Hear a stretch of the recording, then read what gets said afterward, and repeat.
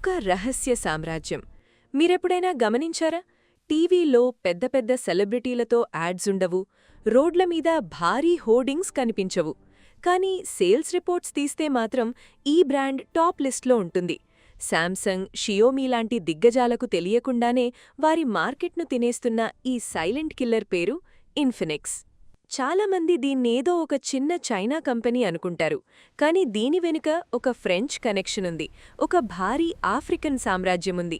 అసలీ brand వెనుక ఉన్న ఆ సీక్రెట్ ఏంటి? కేవలం 20,000 లోపు ఫోన్లలో ఐఫోన్ ఫీచర్లు ఎలా ఇస్తున్నారు? ఈరోజు ఏఐ ప్రొడక్షన్ యూనివర్స్లో ఇన్ఫినిక్స్ యొక్క ఆశ్చర్యకరమైన ప్రయాణం గురించి ఇన్ డెప్త్గా తెలుసుకుందాం. చాప్టర్ 1 ఫ్రెంచ్ మూలాలు, సాజం రహస్యం.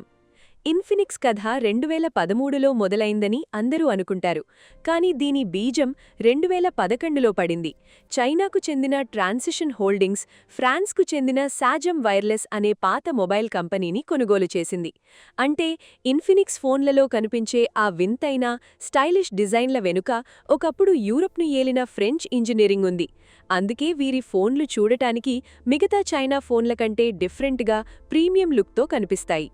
చాప్టర్ 2 ఆఫ్రికాలో ఆధిపత్యం, ద సీక్రెట్ టెక్నాలజీ. వీరు ఇండియాలోకి రాకముందే ఆఫ్రికాలో నంబర్ 1 బ్రాండ్గా ఎదిగారు.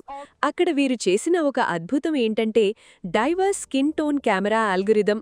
అప్పట్లో ఉన్న ఫోన్ కెమెరాలు డార్క్ స్కిన్ టోన్ను సరిగ్గా క్యాప్చర్ చేయలేకపోయేవి. ఇన్ఫినిక్స్ ప్రత్యేకంగా దానిపై రీసెర్చ్ చేసి తక్కువ కాంతిలో కూడా డార్క్ స్కిన్ టోన్స్ను అందంగా చూపే టెక్నాలజీని తెచ్చింది. ఈ ఒక్క ఫీచర్ వీరిని అక్కడ కింగ్ని చేసింది. Chapter 3 budget strategy, hardware war. ఇండియాలో ఇన్ఫినిక్స్ సక్సెస్కి ప్రధాన కారణం వీరి ప్రైసింగ్. మిగతా బ్రాండ్లు 4GB ర్యామ్ ఇచ్చే ధరకే వీరు 8GB ర్యామ్ ఇచ్చేవారు. తక్కువ ధర, ఎక్కువ మెమరీ అనే ఫార్ములాతో బడ్జెట్ యూజర్లను ఆకట్టుకున్నారు.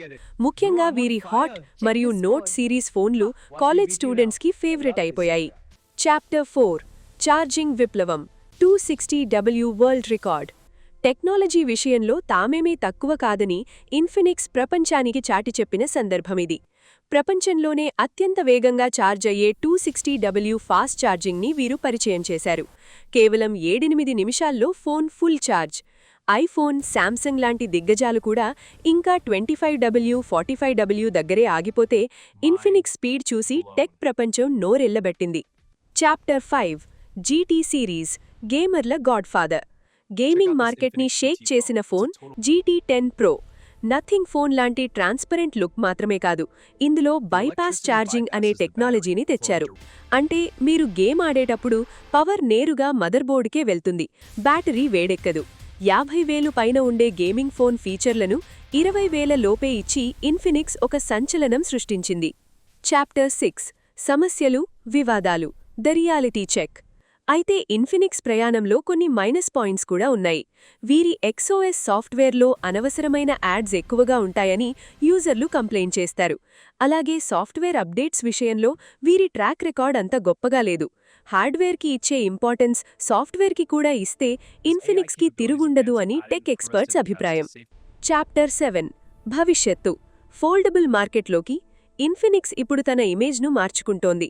బడ్జెట్ బ్రాండ్ నుండి ప్రీమియం బ్రాండ్ వైపు అడుగులు వేస్తోంది. దీనికి నిదర్శనమే వీరి జీరో ఫ్లిప్ ఫోల్డబుల్ ఫోన్. అలాగే ఫోన్ వెనుక రంగులు మారే టెక్నాలజీ పరిచయం చేసి యువతను ఆకట్టుకొంటోంది. త్వరలో ఒక పూర్తిస్థాయి టెక్ ఈకోసిస్టమ్ను నిర్మించాలని ఇన్ఫినిక్స్ లక్ష్యంగా పెట్టుకుంది. కంక్లూజన్, మీ అభిప్రాయమేంటి? ఏ బ్యాక్గ్రౌండ్ లేకుండా కేవలం ప్రజల అవసరాలను కనిపెట్టి ఈరోజు గ్లోబల్ బ్రాండ్గా ఎదిగిన ఇన్ఫినిక్స్ జర్నీ నిజంగా స్ఫూర్తిదాయకం.